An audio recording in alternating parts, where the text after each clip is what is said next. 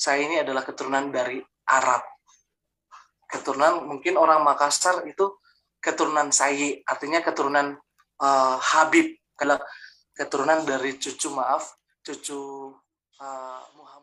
Ini adalah kesaksian cerita perjalanan hidup seorang anak Tuhan yang sangat menarik banget. Ini adalah seorang cucu Nabi, cucu Muhammad, dan dia adalah keturunan Habib, teman-teman. Jadi ini bukan kaleng-kaleng ya.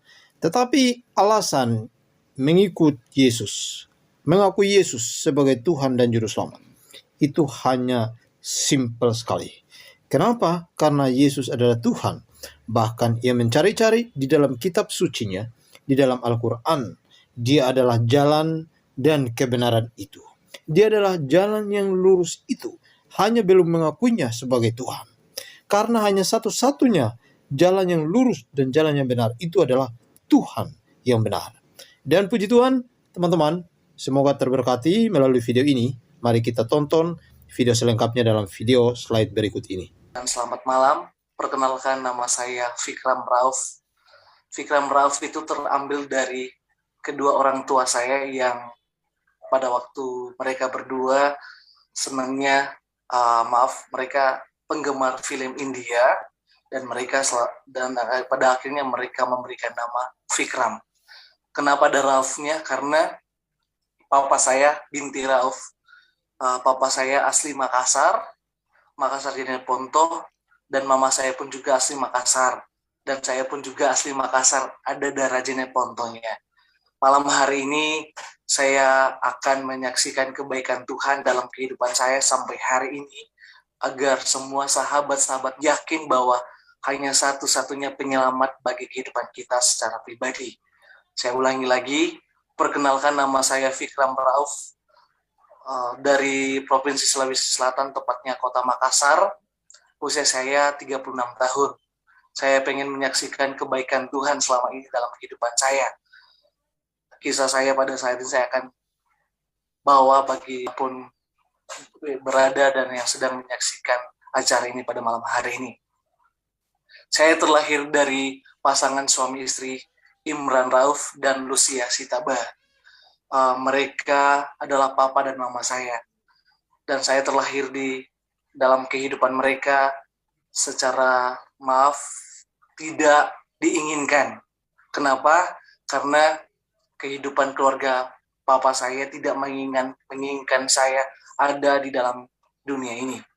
Jadi bagi kehidupan saya itu sangat sedih, sangat pedih, dan sangat membuat saya, kenapa saya harus ada di dalam dunia ini. Saya terlahir 36 tahun yang lalu dalam kehidupan yang seadanya, dalam kehidupan yang papa tidak ada, cuma mama.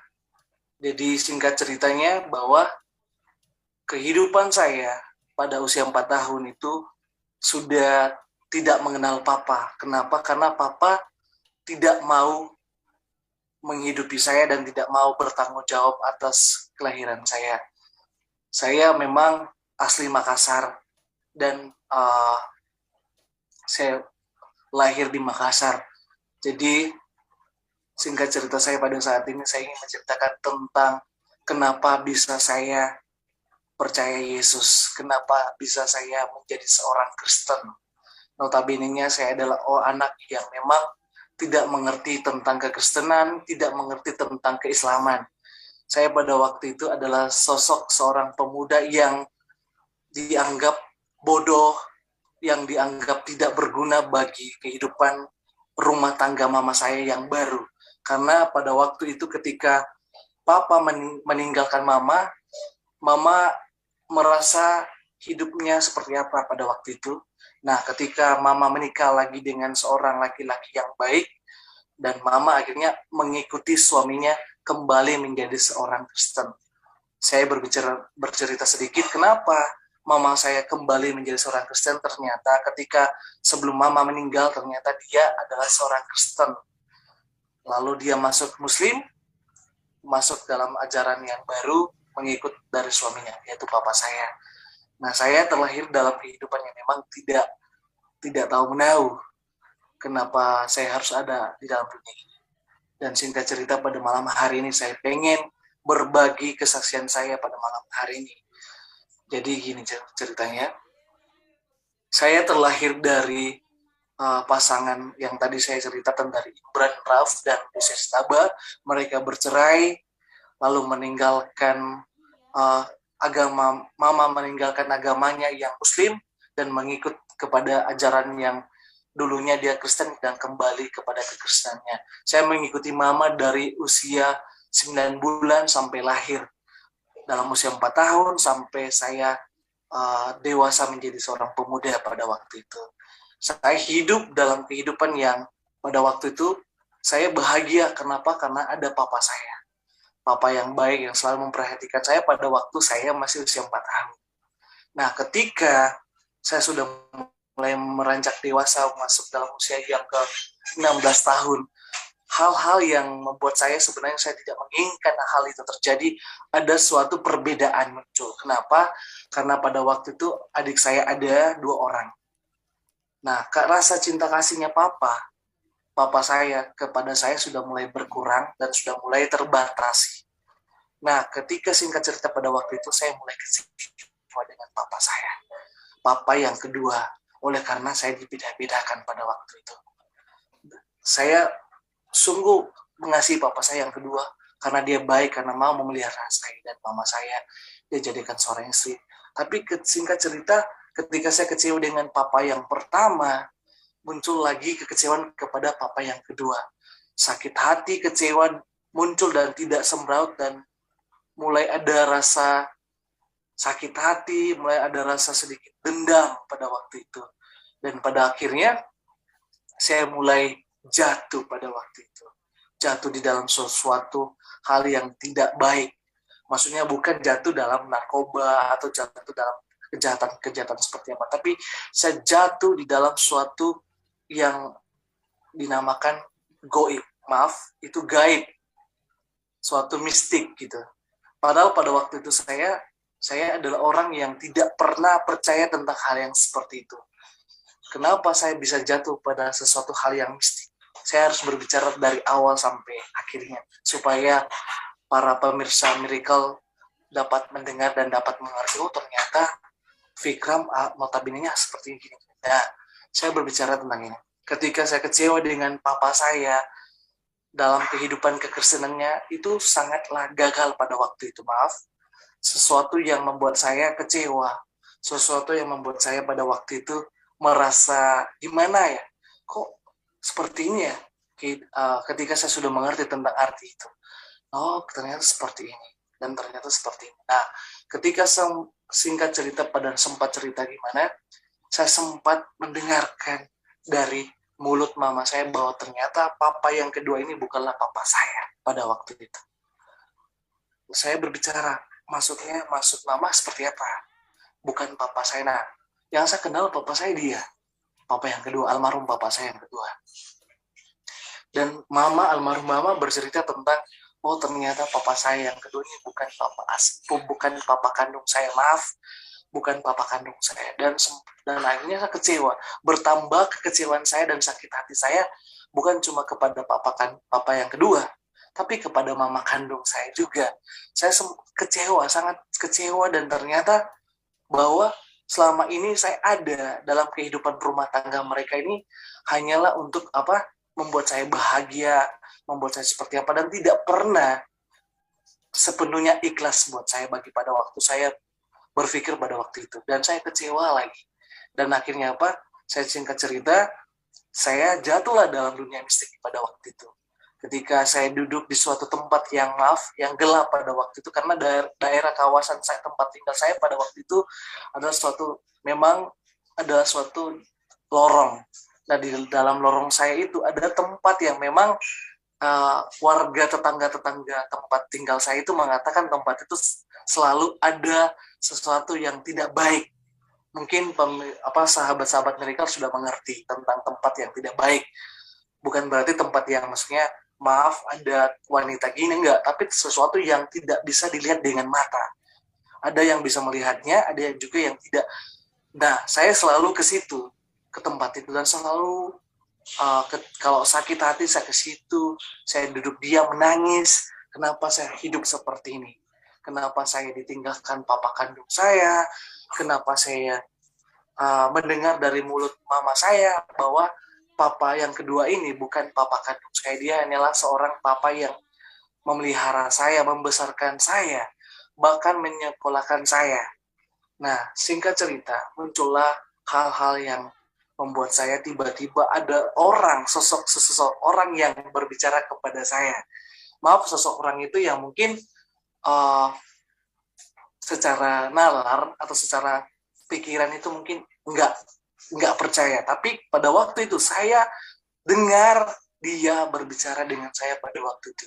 Sosok yang bukan yang saat ini yang selalu berbicara dengan saya itu adalah Tuhan Yesus, bukan. Tapi ada sosok yang lain pada waktu itu berbicara tentang kenapa kamu ada apa. Dia selalu berbicara dengan saya dengan suara yang lembut pada waktu itu. Nah, saya belum bisa nyambung, saya singkat cerita lagi. Saya keturunan dari, maaf, sebelum saya mengikuti Yesus ini, saya baru tahu juga bahwa ternyata saya ini adalah keturunan dari Arab.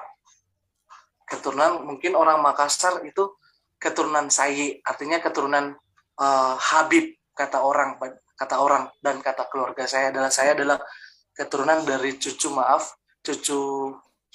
Muhammad, kata keluarga saya. Kenapa? Karena ketika keluarga saya mengetahui bahwa saya mengikut Kristen, mempercayai Yesus sebagai Tuhan dan Juru Selamat saya secara pribadi. Dan ternyata memang betul, saya adalah keturunan Arab. Kenapa? Karena kakek saya adalah penyebar agama Muslim pertama kali di kota Makassar. Itu dari perkataan saudara-saudara dan keluarga besar dari papa saya pada waktu itu. Nah, ketika singkat cerita, saya lanjut lagi pada cerita yang tadi bahwa saya mendengar sosok satu orang ini yang selalu bertemani saya bicara, selalu berbicara bahwa kamu sakit hati, kamu kecewa ya. Dan saya selalu menjawab, ya saya kecewa dan saya sakit dengan kehidupan saya. Kenapa saya harus ada dalam dunia ini? Kenapa saya ditinggalkan papa saya?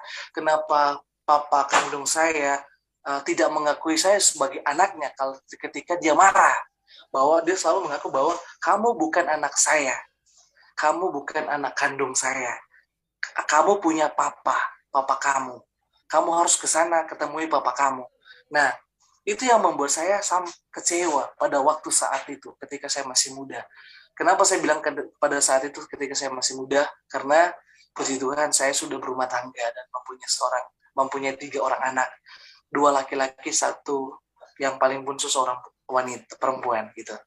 Dan singkat cerita bahwa suara itu selalu menyatakan dirinya bahwa Fikram, ini aku ada buat kamu. Kamu tidak perlu kecewa, kamu tidak perlu gimana ketika kamu mengalami hal-hal dan kamu sakit dan kamu marah dengan orang itu, saya akan selalu datang membantu kamu. Nah, cerita itu sampai pada berjalan beberapa bulan. Itu ketika saya kecewa, pasti dia akan ada menemani saya. Dan pada akhirnya saya sudah mulai dekat dengan sosok suara itu pada waktu itu. Saya tidak tahu siapa dia dan dia tidak pernah menyatakan diri namanya siapa. Nah, ketika saya mulai kecewa dan ketika saya mulai sakit hati, pada waktu itu saya dendam dengan papa tiri saya pada waktu itu. Nah, saya mulai marah, emosi, bahkan semua orang-orang keluarga saya, mama saya pun juga, bahkan adik-adik saya pada waktu itu. Adik-adik saya dari hasil hubungan suami istri papa yang kedua dengan mama kandung saya, itu kecewa, sakit hati, dan pengen pada waktu itu marah besar pada waktu itu. Nah, ketika saya mulai muncul itu, dan ternyata sosok itu muncul secara nyata di hadapan saya pada waktu itu. Ketika saat itu, sosok itu mulai muncul, saya sudah mulai dekat dengan sosok itu, sudah mulai kadang dengar suara dia dengan suara sosok itu, tapi selalu juga ada yang selalu menghalangi untuk saya selalu berbicara akrab lagi dengan dia, dengan hal-hal yang seperti gimana. Nah, saya tetap berteman dengan sosok itu, dan karena dia sudah memulai munculkan sosok itu dengan wajah yang tampan, dengan wajah yang bercahaya yang luar biasa, dan wajahnya seperti apa ya namanya, kalau orang bilang seperti kebarat-baratan, tapi wajahnya sangat luar biasa pada waktu itu ketika saya melihat dia. Nah, akhirnya saya berteman, saya bersahabat dengan sosok itu. Nah, saya bersahabat, tapi dengan syarat pada waktu dia bilang apa kepada saya, ketika kamu berteman dan bersahabat dengan saya minta kepada kamu, minimal paling tidak darah kamu teteskan malam hari ini juga.